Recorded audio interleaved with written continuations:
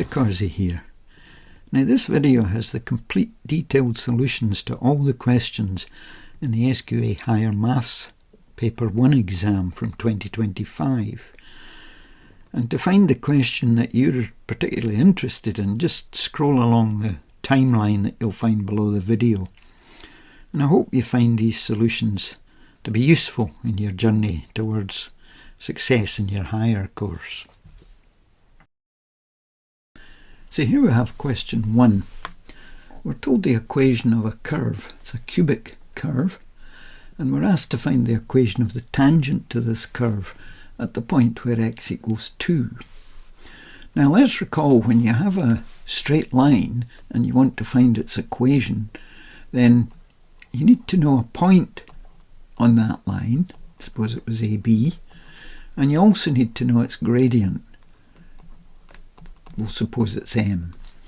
And if we know these two things, then the equation is y minus b equals mx minus a.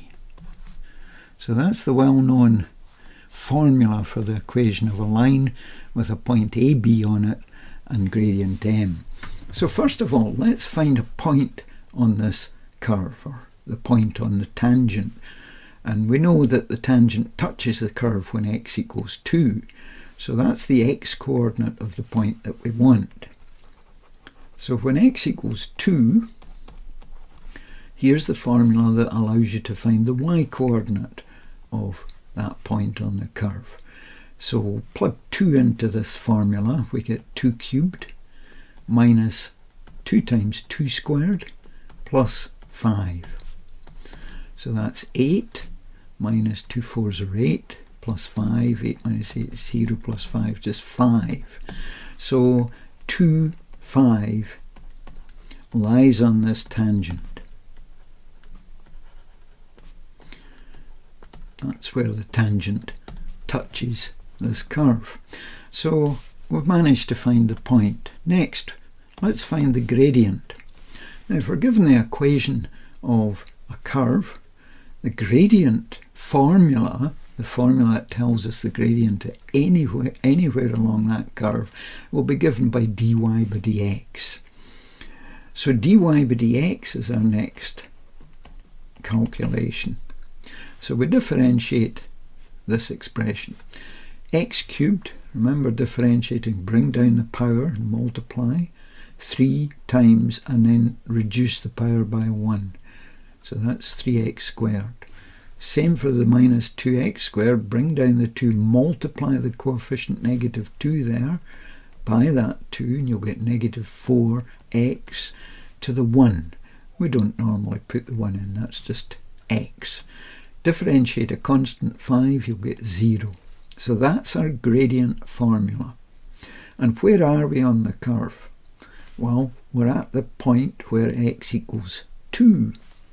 So when x equals 2, let's see what the gradient formula gives us. So let's plug in 2. 3 lots of 2 squared minus 4 lots of 2.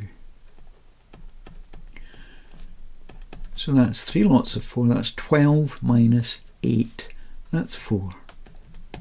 So let's summarise what we've got. We know that a point on the tangent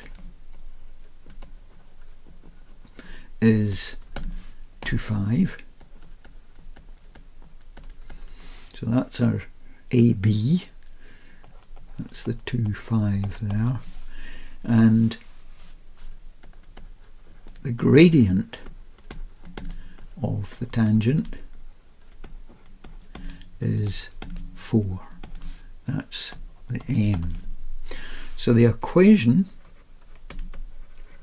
of the tangent, which is what the question's asking us for, is, and we'll use this formula, so it's y minus the y-coordinate, 5, y minus 5, equals the gradient, that's 4, times x minus the x-coordinate, which is 2.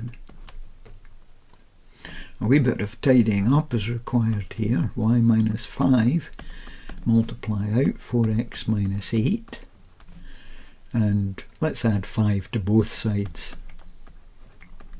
So we'll get that negative 5 vanishing, and 5 added to negative 8 will be negative 3.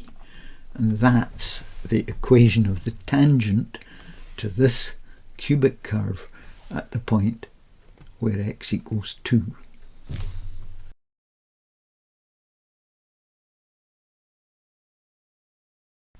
So here we have question 2. We're asked to find the equation of the perpendicular bisector of the line joining these 2 points. Well, first of all, let's draw a little diagram to show this. Let's get a line. There we go.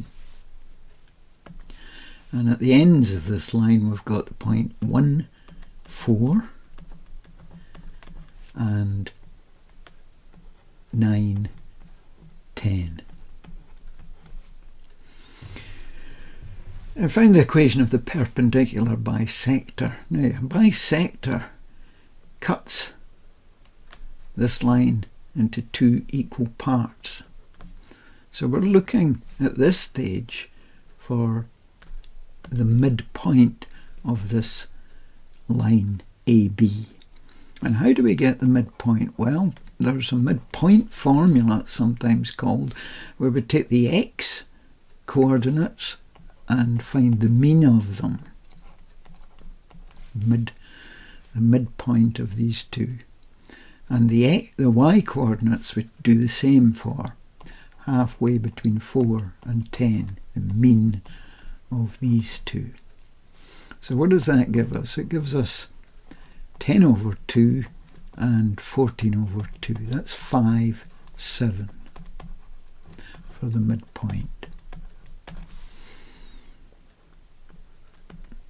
Now let's look at the perpendicular bisector of AB. We know it passes through 5, 7. Perpendicular means it's right angled to AB. So let's get that ruler back in on this one.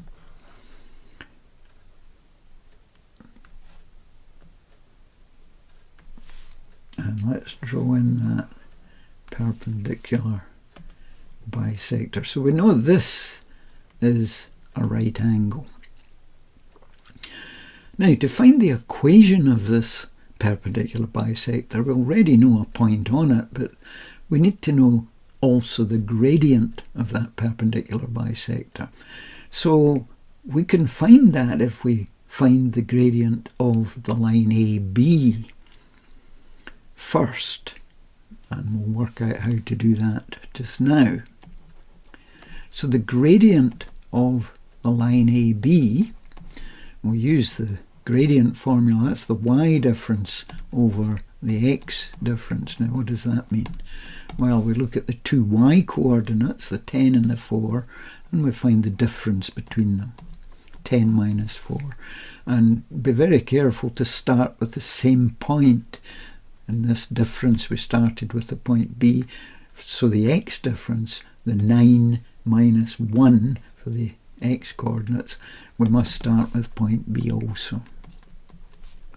That's because if you swap a subtraction round, you'll introduce a negative that shouldn't be there. So 10 minus 4 is 6, 9 minus 1 is 8, 6 eighths is 3/4. Now, there is a result talking about the gradient of a line multiplied by a line perpendicular. The gradient of a line perpendicular to this line gives us -1.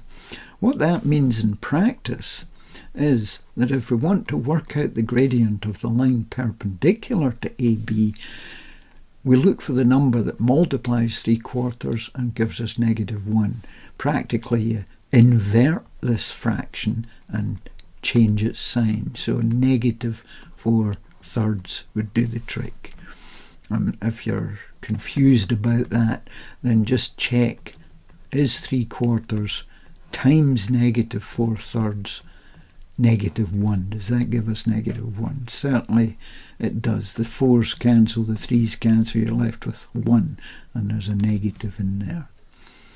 So that's the gradient of this perpendicular bisector. So to find its equation, we know that a point on the perpendicular bisector is, we found that out, it was 5, 7, that's the midpoint.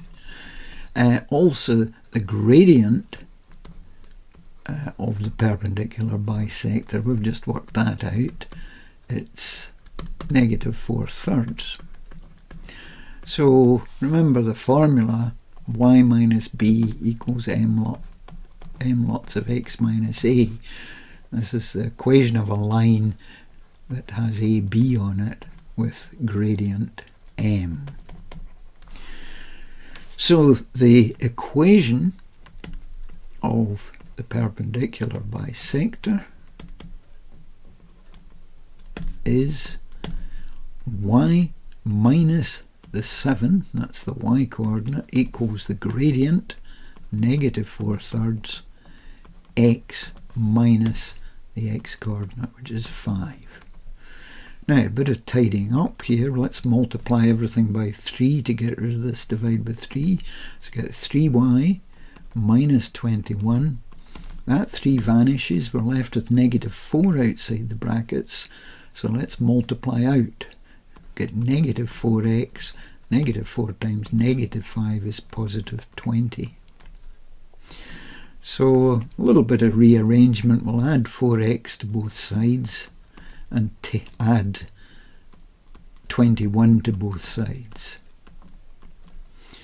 And that's a perfectly healthy answer for this question. Or you'd get away also with just adding 21 to get that form. But avoid leaving fractions in the equation. Try and get rid of all fractions and brackets and simplify as much as you can. So here we have question 3, an integration required.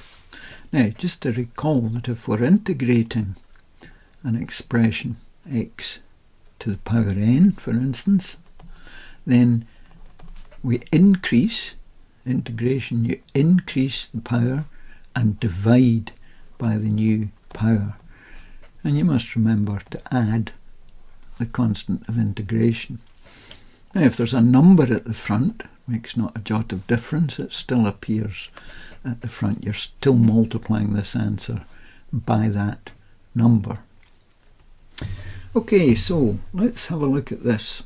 The integral of 12 over x squared plus x to the half. That's what we're integrating. Now, this rule would certainly cover x to the power a half. It would not cover this. The form that this is written in is not immediately able to be integrated.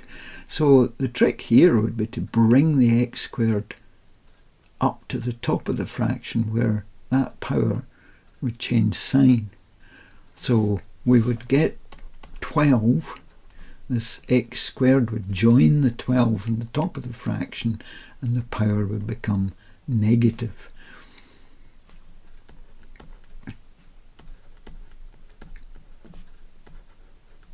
So there's what we're integrating, and this certainly is covered by this rule. So let's go ahead and integrate. Now, if we're integrating x to the -2, we increase that -2 by 1. We add 1 to -2. Please watch out. A lot of mistakes made about this. If you're adding 1 to -2, you get -1. You do not get -3. So increase this by 1, you get -1, divide by the new power. Now, there is a number at the front, like this a here, so you just multiply that fraction by 12, so it would appear on the top of the fraction. Plus, increase that power by 1. If you add 1 to a half, you're adding 2 halves to 1 half, you'll get 3 halves.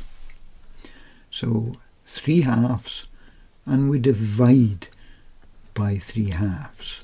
And remember the constant of integration. Now this looks a mess. We really need to tidy these fractions up. Now if we divide by -1, the whole thing will be negative, and forget about that one.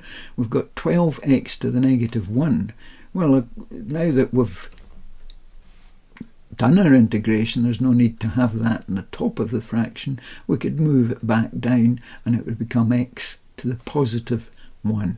So instead of sitting tucked in there with the 12, it goes down on its own and becomes x to the +1. We don't need to write the 1 in. So that's 12 over x, with a negative in front of it. What about this fraction? Well, it's a bit of a mess down here. Let's multiply top and bottom of this fraction by 2, and you'll see what wonders happen. So on the top we get 2x to the 3 over 2. And if I multiply 3 over 2 by 2, 2's cancel and we just get left with 3. So we'll have 3 at the bottom. So that's it, a perfectly healthy way of writing the answer. So -12 over x plus 2/3 of x to the 3 over 2 plus c.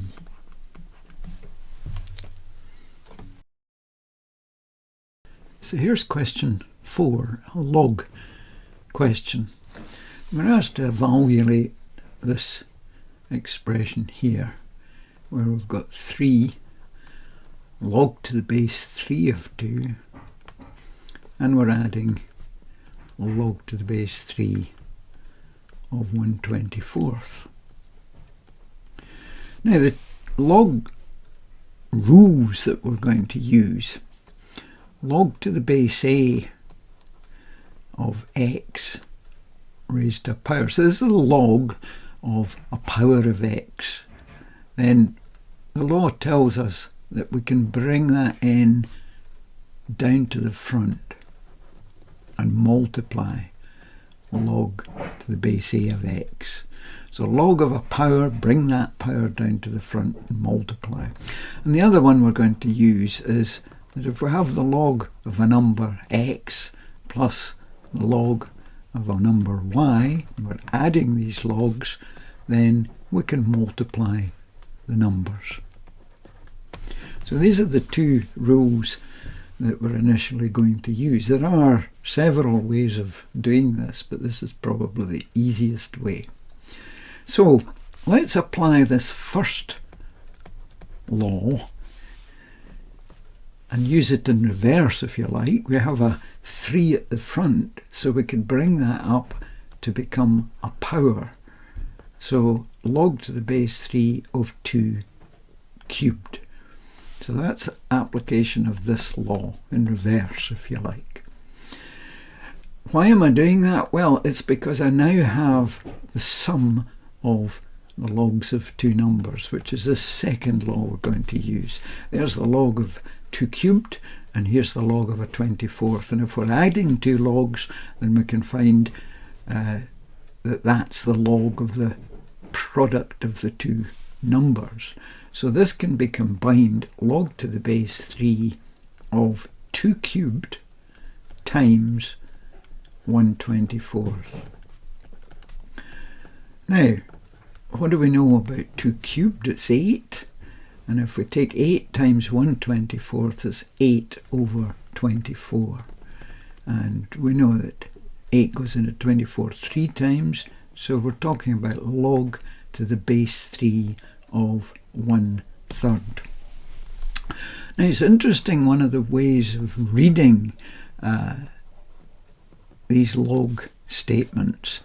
For instance, we know that log to the base 10 of 100 is 2, and we know that because 10 squared equals 100.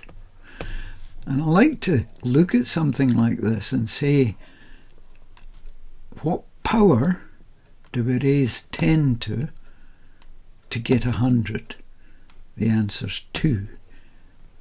10 to the power 2 is 100. What power do we raise 10 to get 100? Answer 2.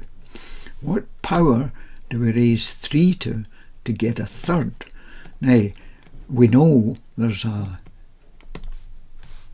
indices law that we're able to write 1 over 3 to the 1 as 3 to the negative 1. The law says that if we've got x to the negative n, then it's 1 over x to the power n. That's one of our laws of indices. So we can write 1/3 as 3 to the power negative 1.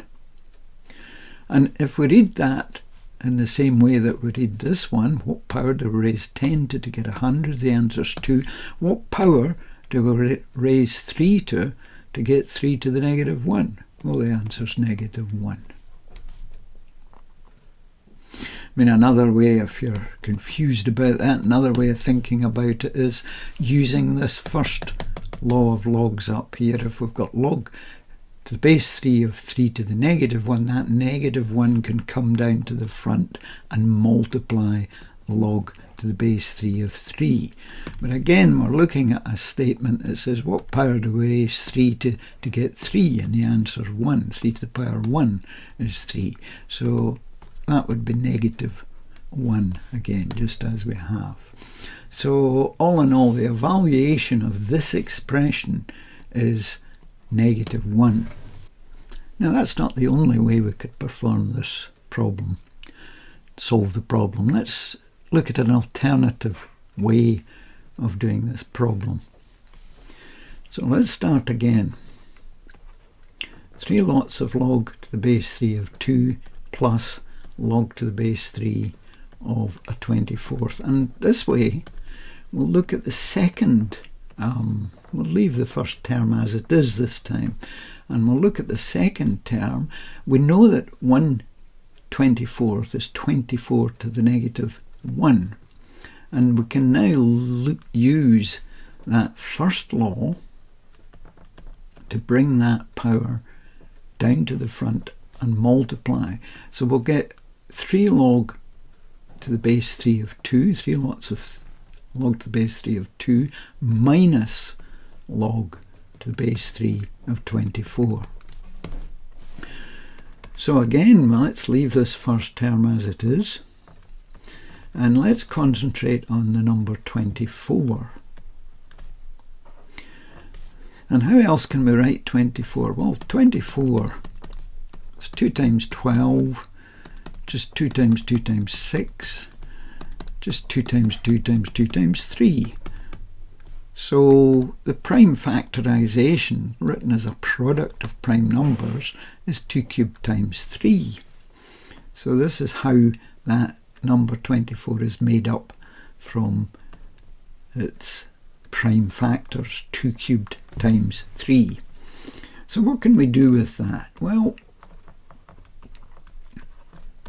if we've got the product of 2 numbers and we're finding a log, then we can just make it that it's the sum of the logs of these 2 numbers. Now, we do have to watch out in this case because we're subtracting the whole of this. We need to put that in brackets. And look, there's a log of a number to a power. We can bring that power down to the front. So we'll have 3 lots of log to the base 3 of 2 minus 3 lots of log to the base 3 of 2 plus log to the base 3 of 3. And getting rid of the brackets there, 3 lots of log to the base 3 of 2 minus 3 lots of log to the base 3 of 2 minus, because we're getting rid of all of this, we're subtracting all of this, so it's minus log to the base 3 of 3. And you can see what happens. This and this cancels out, they're identical. 3 lots of log to the base 3 of 2 minus the same thing will be 0. And we're left with minus log to the base 3 of 3. And again, using our thinking up there, what power do you raise 3 to get 3? Well, that's just 1. 3 to the power 1 is 3. And there's a negative at the front of it. And we get negative 1 as we did before. So there's 2 remarkably different methods of solving this question. So here we have question 5, and we're given a diagram of a graph y equals f of x. We're told various facts about it: stationary point at 0, 3, stationary point at 4, 0. We can see from the diagram that it crosses the x-axis at negative 2, 0. So we basically know 3 points, the coordinates of 3 points on this graph. And we're asked to sketch the graph y equals f of negative x plus 3. To do that on the diagram in the answer booklet. So let's have a look at the diagram. Same graph, same axes, but we've got scales now on the 2 axes. So first of all, I'm going to draw the graph y equals f of negative x. And we'll draw a red graph to represent that. Now, you may well remember that to get this graph from the black graph y equals f of x, we flip that black graph in the y-axis. It's the reflection of this black graph when it's reflected in the y-axis. Now, why is that? So let's suppose we're interested in the point where x equals 2 on this new red graph. How do we work out its y-coordinate? Well, the y-coordinate, we would just plug in x equals 2 into this formula, and that tells us it's f of negative 2. If x is 2, then inside there goes negative 2. In other words, what we're asked to do is to look at the old black graph when x equals negative 2, and you'll find the y-coordinate you're after. There's negative 2, the y-coordinate is 0. So there's our first point on the red graph that we've calculated. X equals 2, y equals 0. So let's put that down there. And you can see that that point is the reflection of this point, negative 2, 0, in the y-axis. Let's do another point. Let's try and work out the y-coordinate when x is negative 4 on this red graph. So how do we work out the y-coordinate? Well, we put negative 4 in place of x in this formula here. What's the negative of negative 4? It's just positive 4. So we've now to look at the old black graph when x equals 4, and that'll tell us what the y-coordinate is. So let's go along to 4. There, the y-coordinate on the old black graph is 0. So there's another point on the red graph that we've just worked out. It's negative 4, 0. That's there. And again, that's the reflection of this point in the y-axis. And one last point we can work out. When x equals 0, how do we work out the y-coordinate on the red graph? Well, we put 0 in place of x in this formula. The negative of 0 is just 0. Go to the black graph. What happens when x is 0? The y-coordinate is 3. So there's another point, 0, 3. That's on the red graph. Now that point happened to be lying on the y-axis, so when we reflect it in the y-axis, it just stays where it is. And you can see we've got 3 points now that lie on this red graph. So let's have a look at the flipped black graph. And you can see these 3 points lie on it. So red graph, we've succeeded in getting y equals f of negative x. Now let's look at the graph y equals f of negative x plus 3. And what we do now to the red graph is increase the y-coordinates by 3 units all along the graph. In other words, the red graph is moved up 3 units parallel to the y-axis. 1, 2, 3.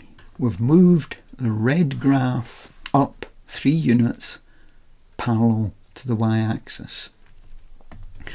Where did the point negative 4, 0 end up? It ended up at negative 4, 3. So there's one point on this new green graph. This is the graph that we're asked to find. Where did the point 0, 3 end up? It ended up at 0, 6. And finally, where did the point 2, 0 end up? It ended up at 2, 3. So there we have our original 3 points that we knew on the graph, and they've been shifted 3 units up parallel to the y-axis. So we now have this green graph, which is y equals f to the negative f of negative x plus 3. So here's question 6. We're given a diagram of a right angled triangle. Told there's an angle Q here, and we're given a couple of lengths of the sides of this right angled triangle. Part A, we're asked to determine the value of two things, sine 2q and cos 2q. Now, in your exam, you're given a formula sheet, and there's the bunch of trig formulae that you're given during the exam. Sine 2q double angle. This is the double angle formula for sine 2a, twice sine a cos a. So let's take that and replace the a by q so that we can expand sine 2q. And the formula tells us that that's exactly the same as twice sine q times cos q. Now, in a right angled triangle like this, we can certainly work out what sine q is. It's given by the opposite over the hypotenuse. But unfortunately, we don't have that hypotenuse. But Pythagoras' theorem would come to our rescue, where we would say that this side is the square root of 5 squared plus 1 squared. Now, 5 squared is 25, 1 squared is 1, so that's the square root of 26. So that's not a problem. Sine of q opposite over hypotenuse 1 over root 26. Cosine of q adjacent over hypotenuse. That's 5 over root 26.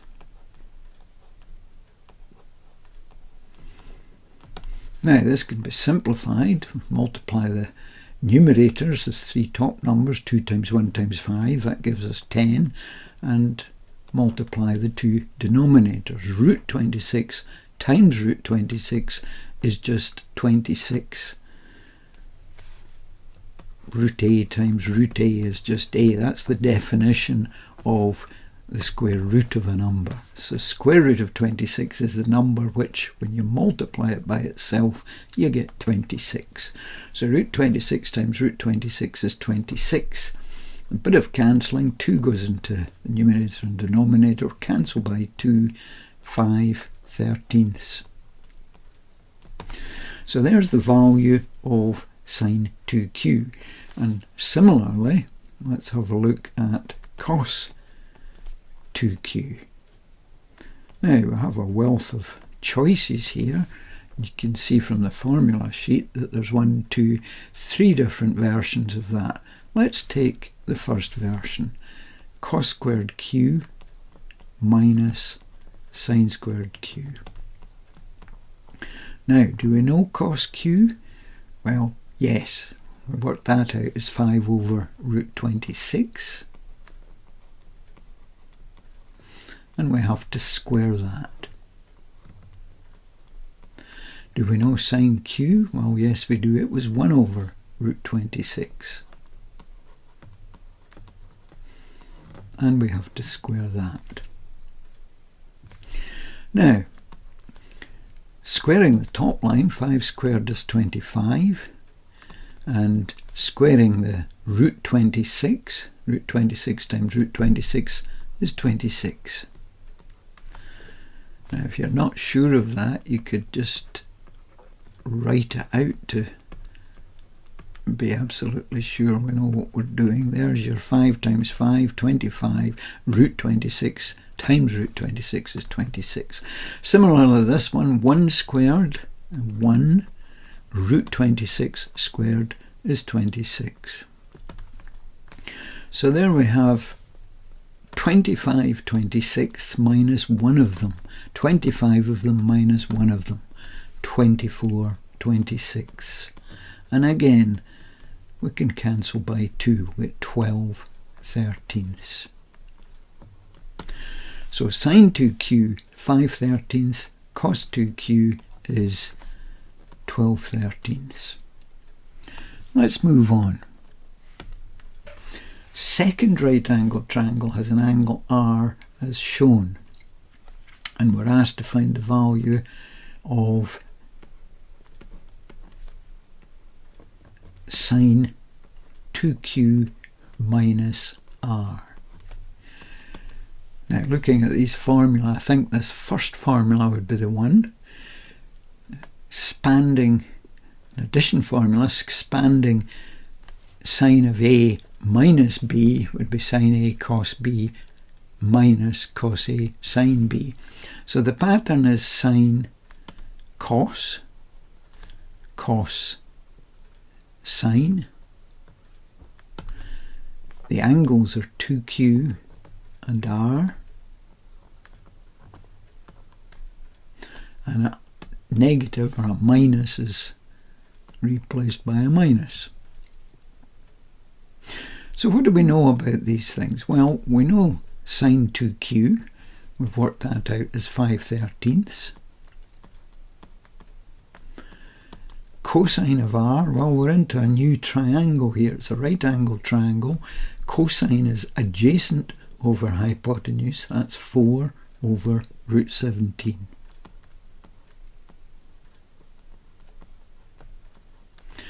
Cos 2q we know is 12 thirteenths. We've worked that out.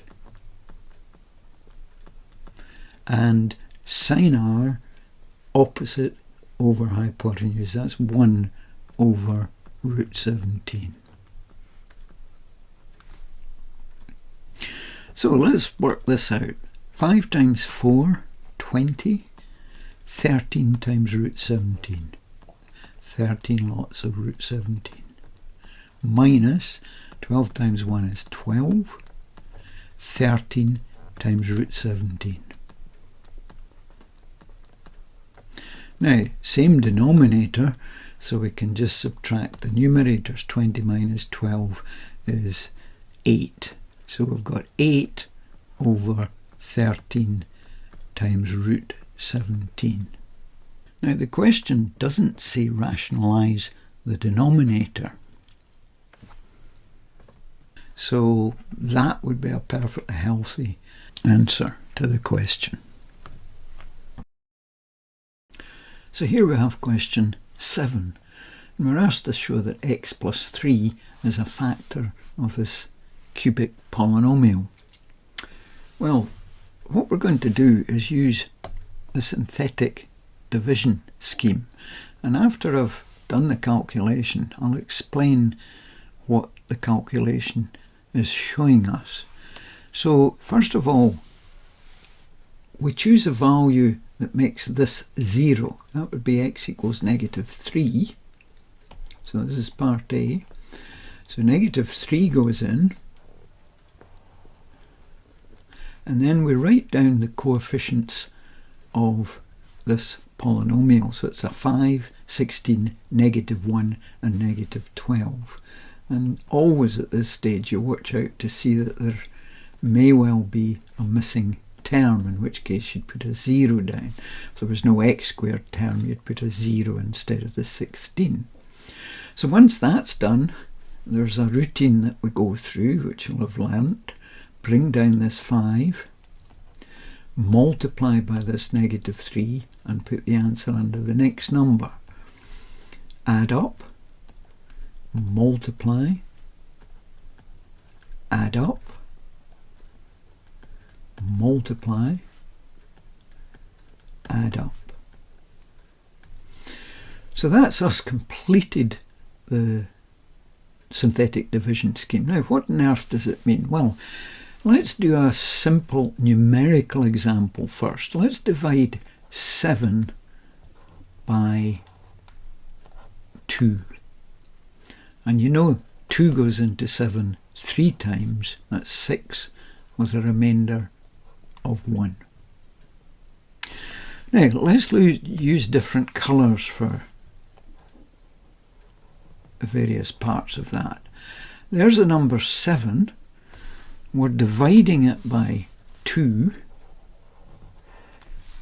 We know it goes 3 times,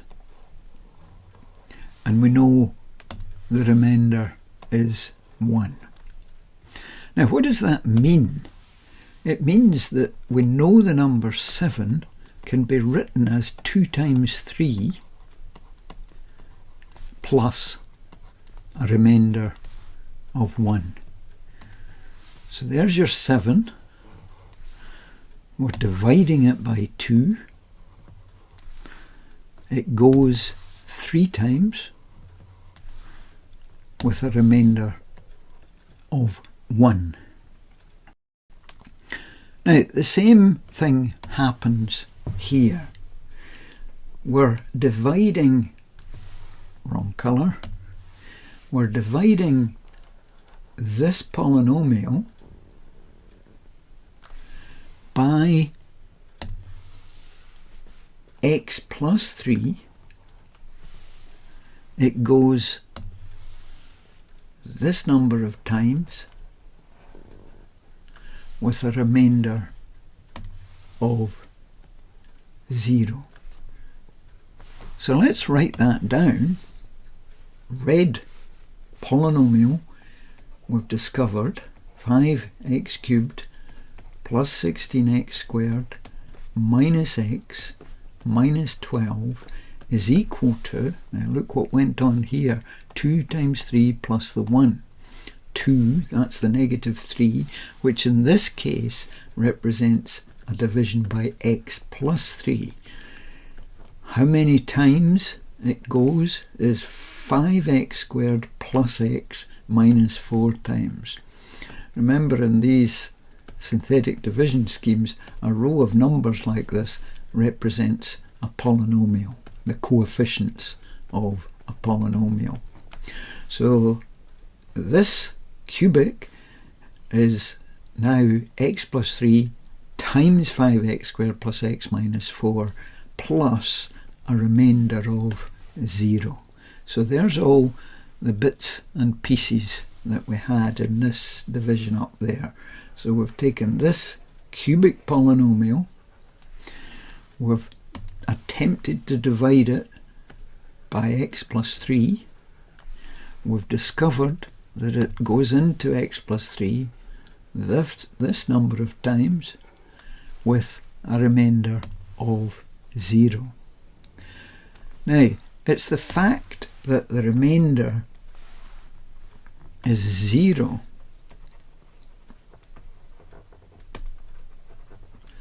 that allows us to say that x plus 3 is a factor. Let's have a look at another division. Suppose we take 6 and divide it by 2. Then we know it goes 3 times with a remainder of 0. So we'd end up with 6 being able to be written as 2 times 3 plus 0. Well, that's just 2 times 3. And in a case like this, we'd say we've factorised 6. 2 is a factor of 6 because it goes exactly 3 times. The remainder when you divide is 0. So that's why we say 2 is a factor. In this case, we can say, since we were dividing by x plus 3, we can say that x plus 3 is a factor.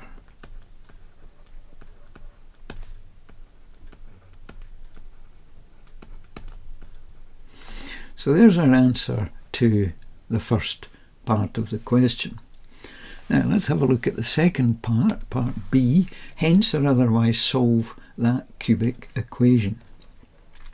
So let's write that cubic equation down. 5x cubed plus 16x squared minus x minus 12 equals 0.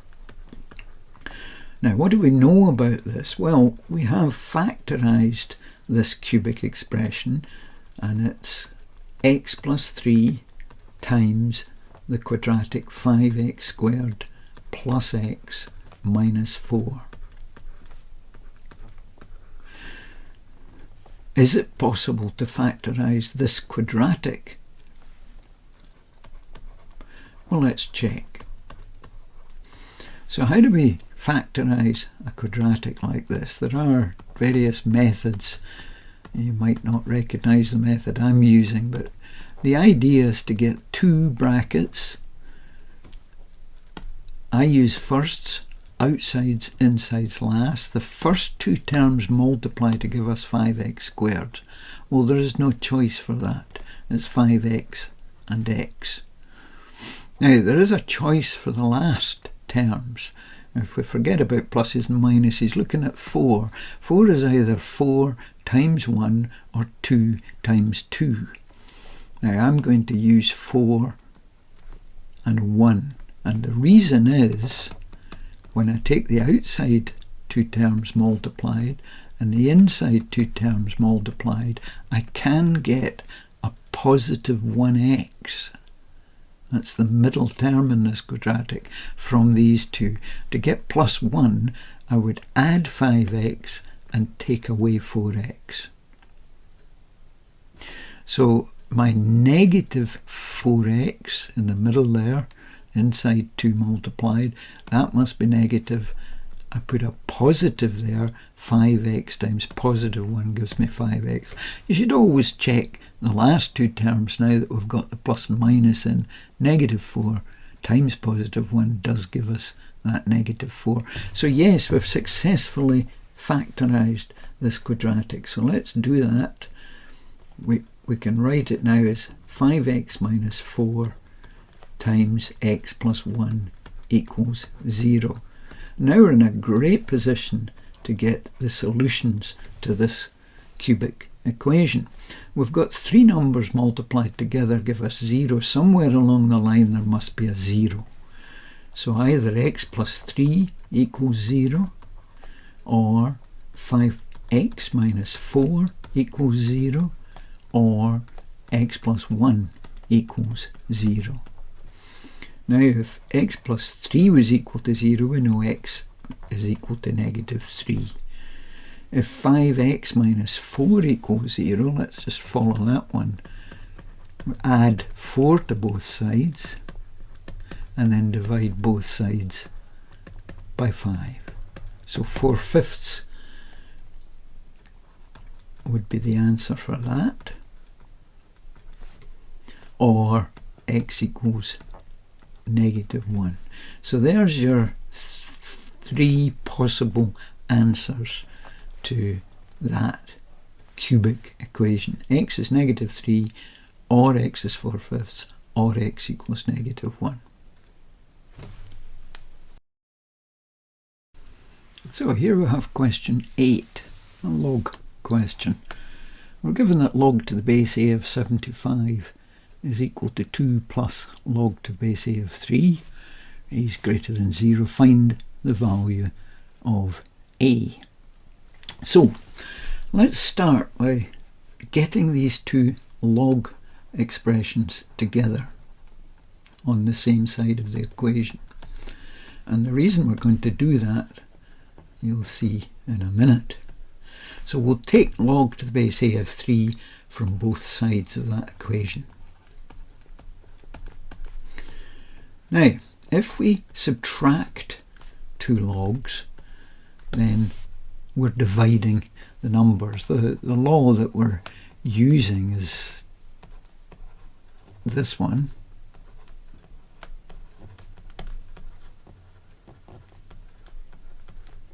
Subtracting logs, divide the numbers. So we're subtracting logs, so we'll divide the numbers.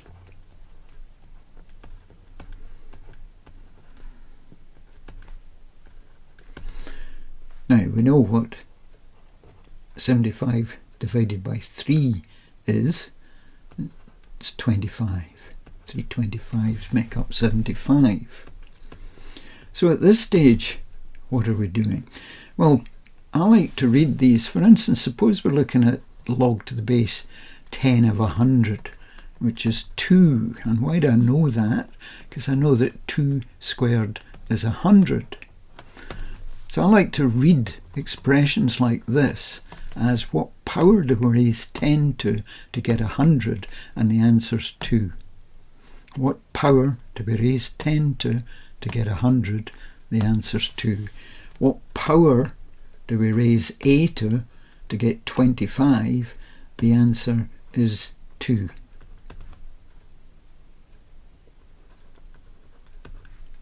What power do we raise a to get this 25? The answer's 2. So a squared equals 25. Now remember, a is greater than 0, so there is only one answer to this, and it's 5. The negative 5 does not work. So that's our answer. That's one method. There is another method which might not be so obvious, and that's to take the 2 and multiply it by 1.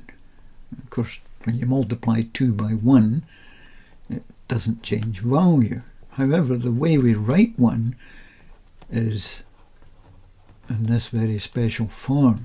What power do we raise a to get a? Well, the answer is 1. A to the power 1 is a. Log to the base a of a is 1. So that's a power statement. That's the equivalent log statement. So why are we doing that? Because there is a law of logs that tells us if we've got a number at the front of a log, then that number can drift up and become the power of that number. So this 2 can drift up and become the power of a. So we're looking at log to the base a of 75 equals log to the base a of a squared. And how convenient. We've got the sum of 2 logs on the right hand side, so we multiply the numbers. So get log to the base a of 3 times a squared. Now, if the log to the base a of this is the same as log to the base a of this, then these two numbers must be identical. We can get rid of these log to the base a's. So 75 must be the same as 3a squared. We divide both sides by 3, we'll get a squared being 25 as before, so a is equal to positive 5. A very different method from the first method I showed you.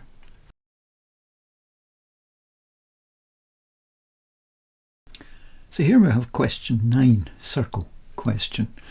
We're asked to find the points of intersection of the line with equation y equals x plus 1 and this circle with this equation. So we've basically got simultaneous equations where both of these equations have to be true at the same time. So there's the circle equation, and we've got this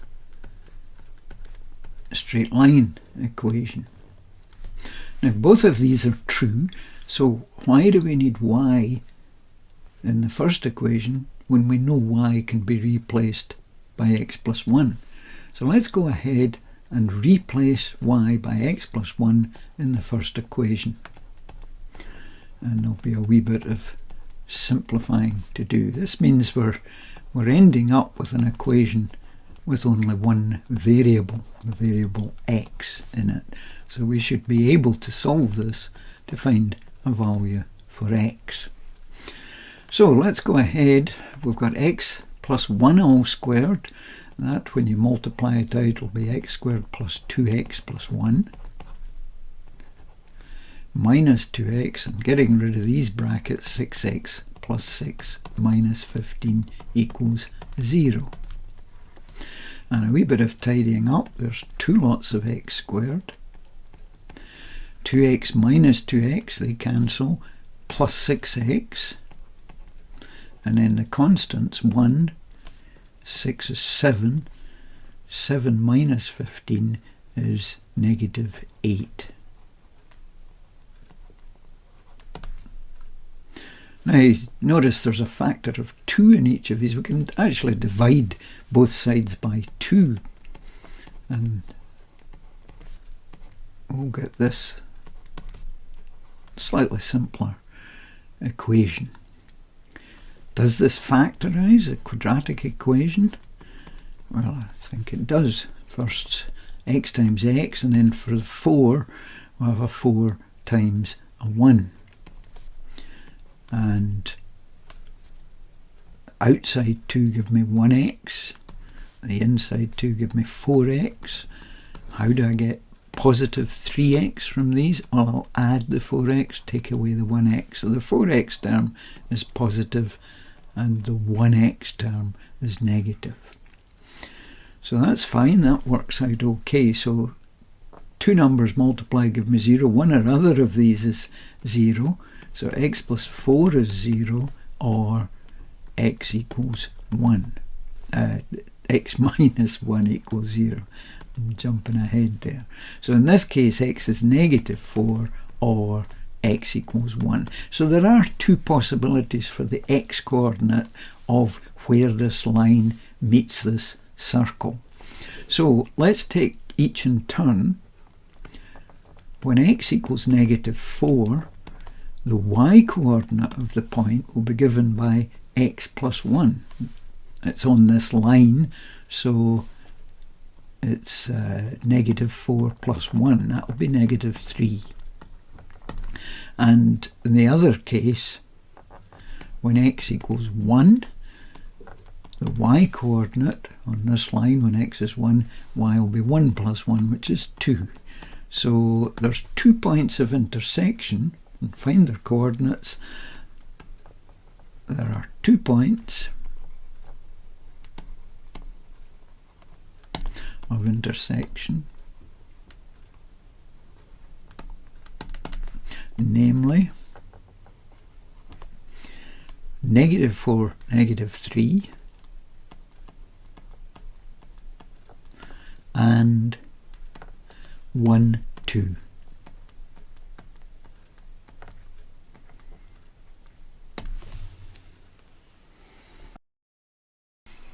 So here we have question 10. We're told the components of 2 vectors, vector u and vector v. One of these components, the z component of vector v, is unknown. We've just got a k in there, a constant k.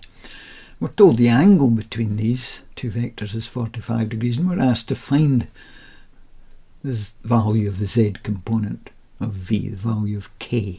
We're told k is positive. Now, in your formula sheet, the information you're given are 2 different ways of working out the scalar product, or the dot product of 2 vectors.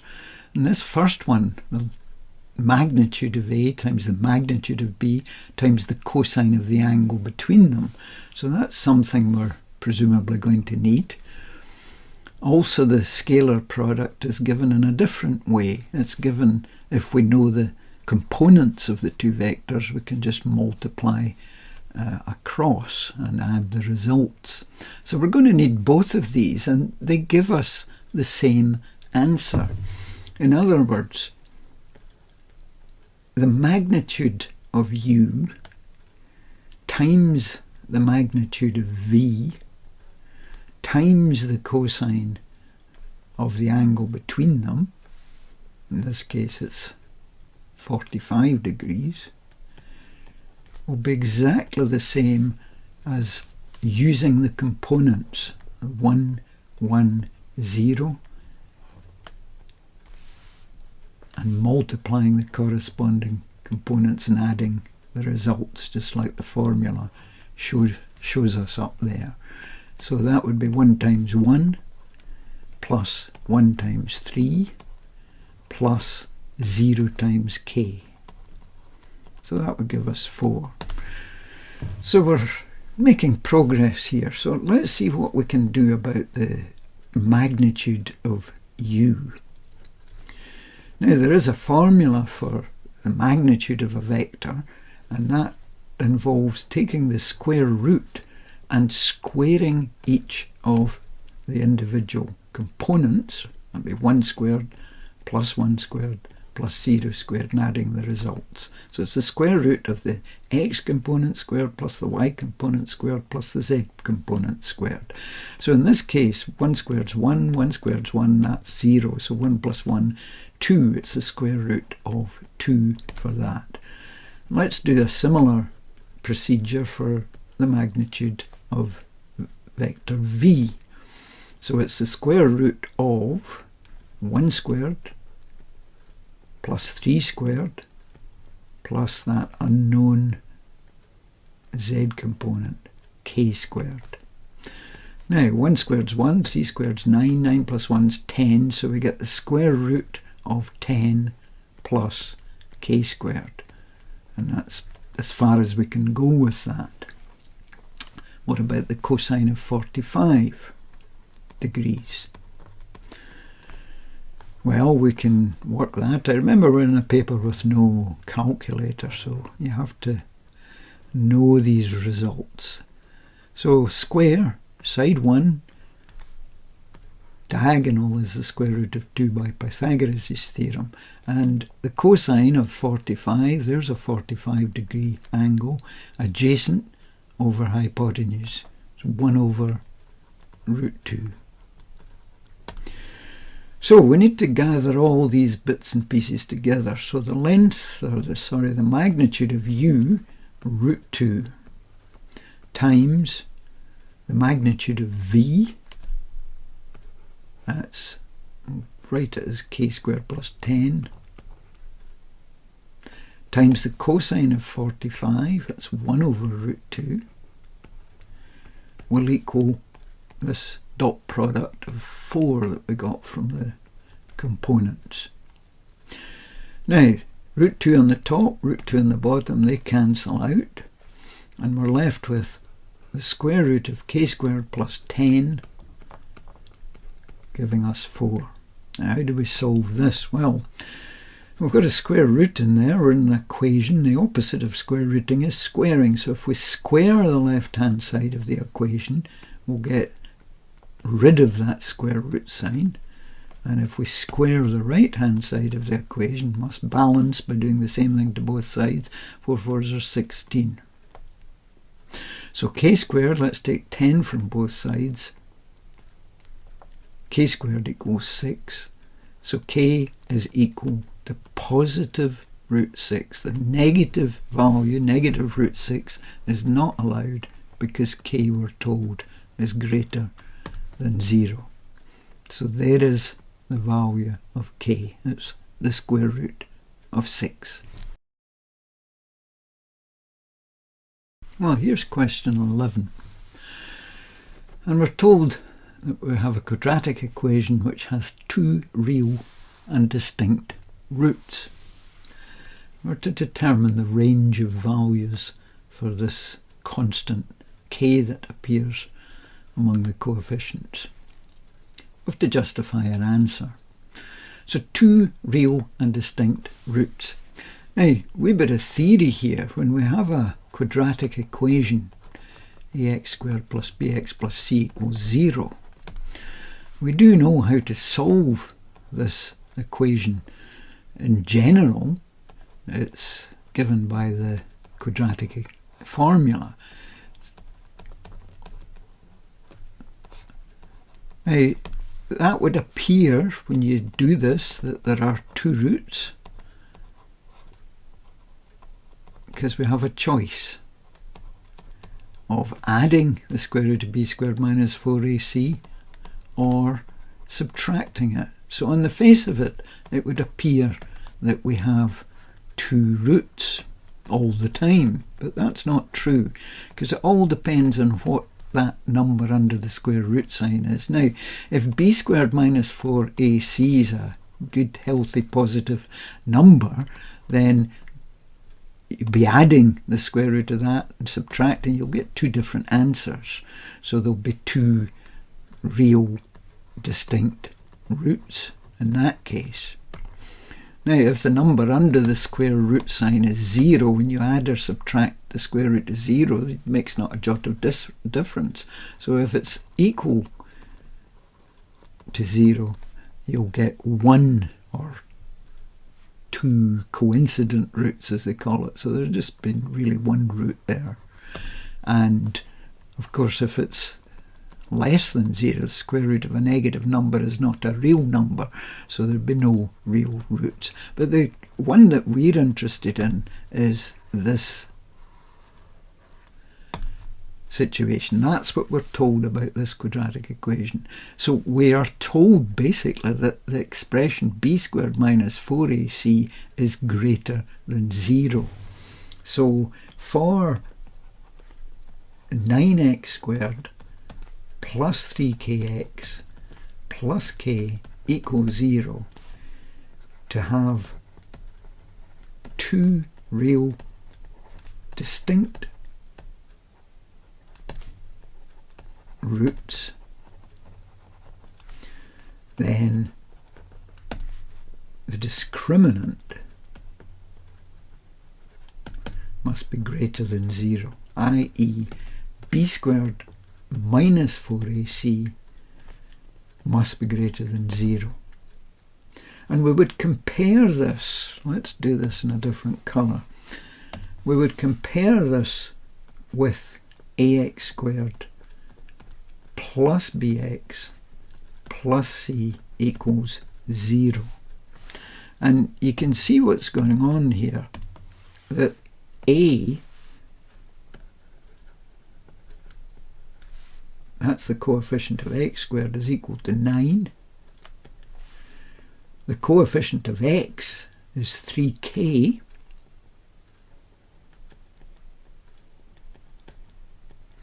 And the constant at the end is k.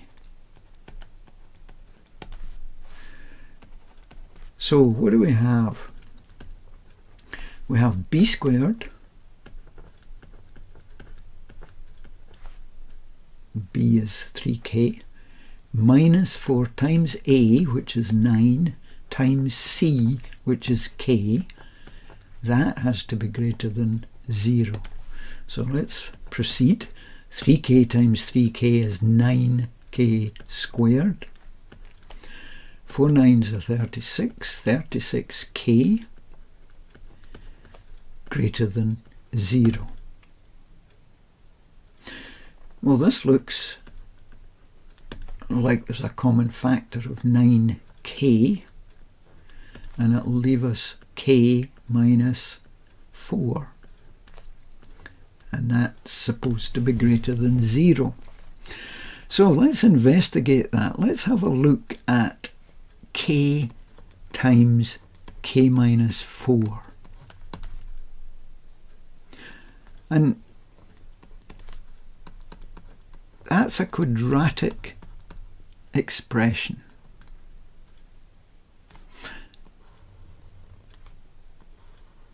If we're to draw values,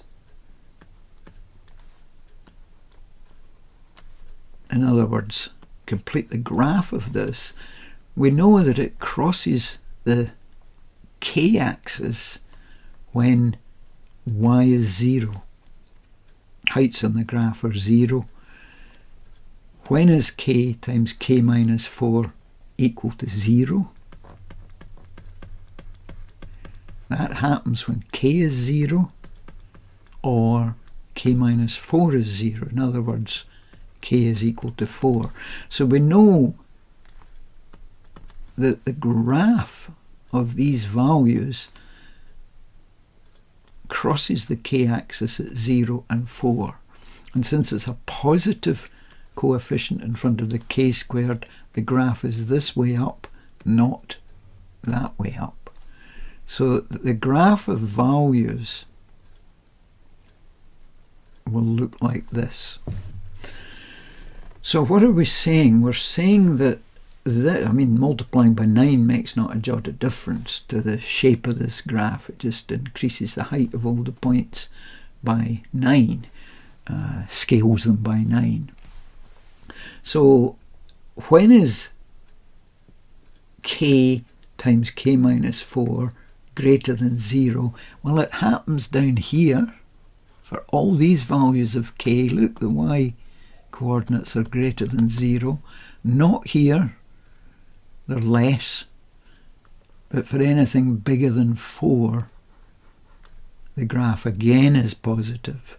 So this would imply if k is less than 0 or k is greater than 4, this expression will be greater than 0. And the graph of all these values are above the k-axis in this graph. So that's the range of values of k that make this expression positive discriminant positive. That's the justification.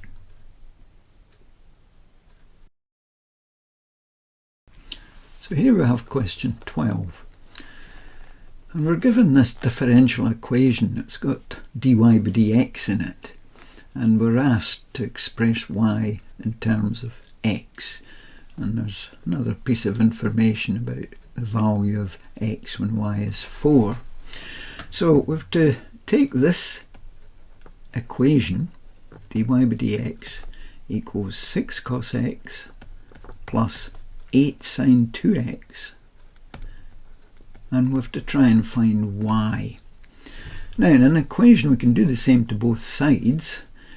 How do we undo a differentiation? What's the process that undoes differentiation? Well, the inverse process would be integration. It would imply that to get y, we would integrate this. And we'll have to integrate the other side. So there's our strategy. Integrate both sides of this equation.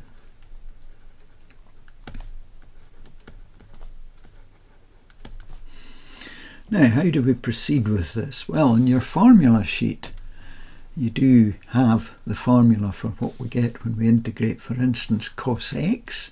Integrate cos 1x, we get 1 times sine 1x. So cos x just becomes sine x. Mind you, there's a 6 at the front of it. It'll just stay there. Now, the constant of integration we can add after we've done both the integrations. So the next one, add 8 times. Now, integrating sine 2x, a is 2, sine 2x negative 1 over 2 cos 2x. So we multiply 8 by negative 1 over 2 cos 2x. And now we can add the constant of integration. Let's tidy up that second term. So it's 6 sine x minus 4, half of 8 is 4 with a negative sign, negative 4 cos 2x plus c. Now that's us found y in terms of x. However, this constant of integration we need to get rid of. We need to find out what that is because we're given this extra information. We know when y is 4,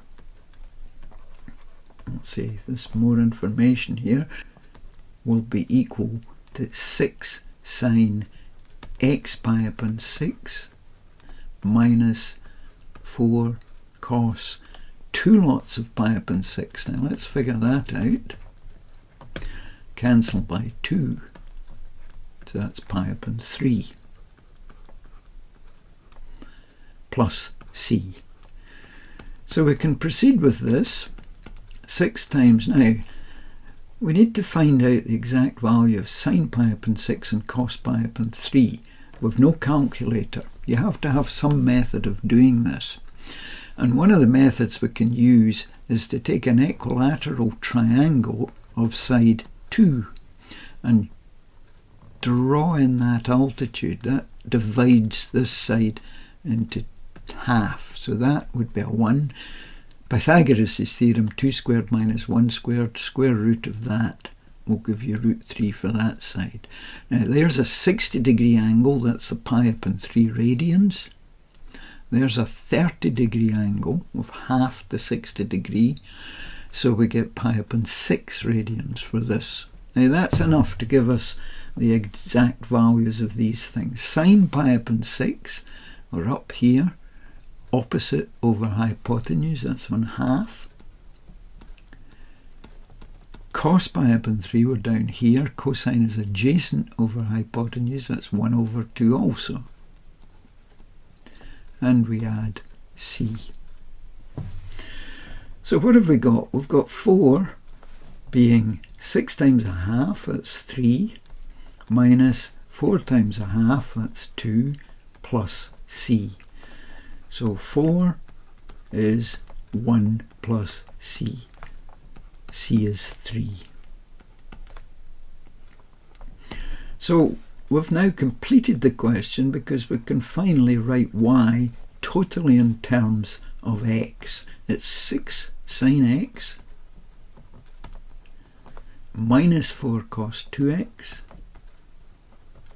and we know the constant is 3. So there's plus 3. Y written in terms of x.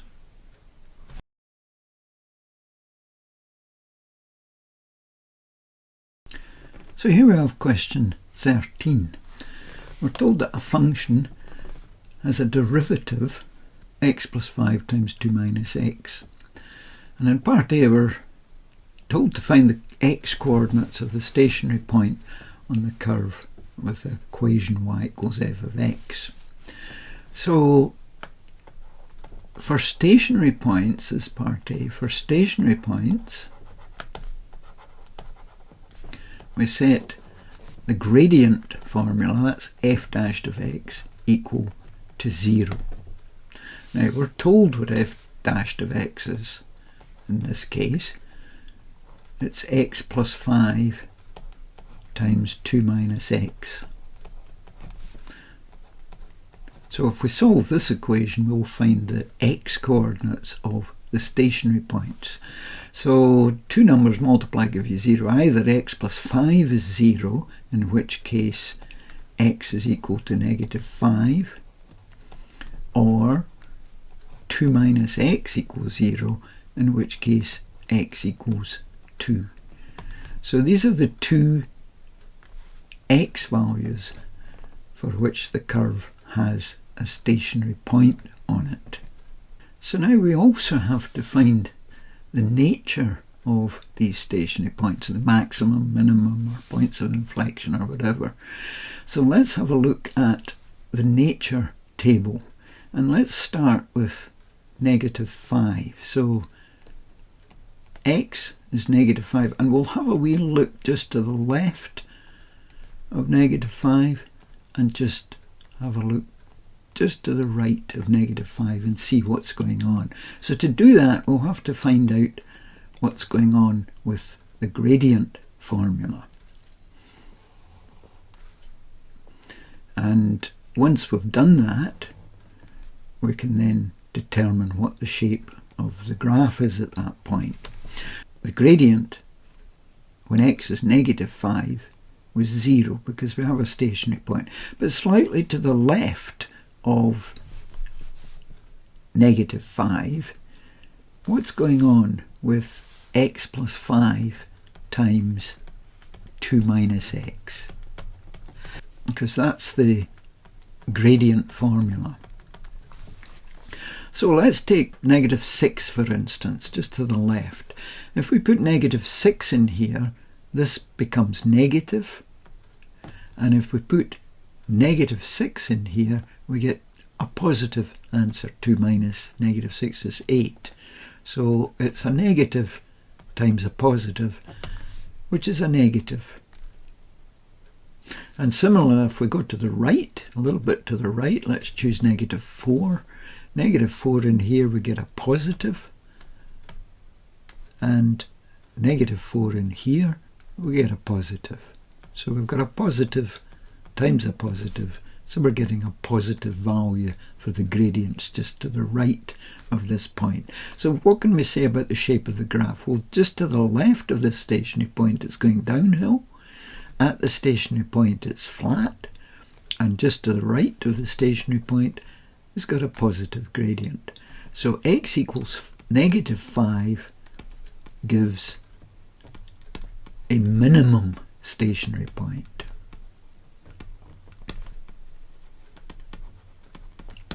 And let's do a similar analysis for when x equals 2. We'll examine just to the left of 2 and just to the right of 2. So there's our x values, and we'll do that by looking at the gradient formula, and that'll determine the shape of the graph. And we know when x is 2 the graph is stationary, it's got a 0 gradient. Just to the left of 2, let's choose 1. If we put 1 in here, 1 plus 5, 6, that's positive. And put 1 in here, 2 minus 1 is positive. So just to the left of 2, we're getting a positive gradient. And going to the right of 2, let's take 3. 3 plus 5, that's positive. And 2 minus 3, that's gone negative. So positive times negative, we'll get a negative value just to the right of 2. So we now know that the graph to the left of this stationary point is going uphill, it's positive, it's flat at the stationary point, and it's going downhill just to the right of 2. So we can say that x equals 2 gives a maximum stationary point.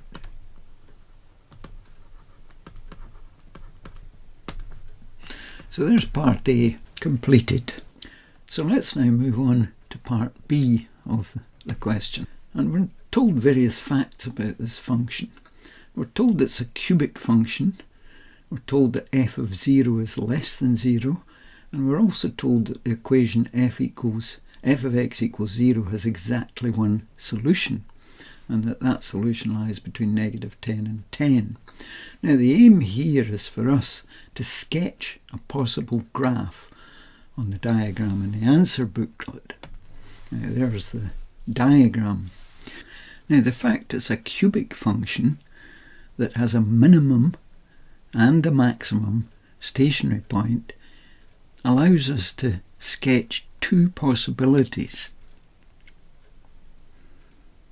Both of these have a minimum and a maximum stationary point. And you'll notice that in this analysis that we've done, that the minimum stationary point is to the left of the maximum stationary point. It's at negative 5 compared to 2 for the maximum. So this would be the setup, not this one. Here we have the maximum stationary point to the left of the minimum station point. So it's not that one. So it looks like this. Now can we interpret this statement? F0 is less than 0. Now that means we're going to this graph, we're looking at the value when x equals 0. The height of the graph, we're told therefore, is less than 0, so the graph must cross the y-axis below the x-axis. So it crosses the y-axis below the x-axis. So that's what this fact here is telling us. Now we've got one other fact here. F of x equals 0 has exactly one solution. Well, that means the values on the function where the height, the y-coordinate, is equal to 0. In other words, where does this graph cross the x-axis? And we're told at only one place. There's one solution, and it's somewhere between negative 10 and 10. So that fact, f of x equals 0 as one solution tells you it crosses the x-axis at one place only. There's only one x-axis intercept. So there's quite a few facts that we've got to look at. So let's see if this is a reasonable place for the graph to be. Now, does this fit in? It's certainly got a minimum when x equals -5. It's got a maximum when x equals 2. It's got one crossing on the x-axis, which is between -10 and 10. However, this condition is wrong. What's the value of the function when x equals 0? Well, it's positive, and we're told it's negative. So we're going to have to take this graph and move it down. So let's try that. Now, I'm keeping the minimum point at -5. Let's stop the graph there. And you can see we have a crossing of the y-axis just below the x-axis. But however, there are more than one points where it crosses the x-axis. We're only supposed to have one. So let's keep moving it further down. Now there's a position where the graph crosses the y-axis at a point below the x-axis. So f of 0 is negative. Minimum turning point is at x equals -5. And the maximum is when x equals 2.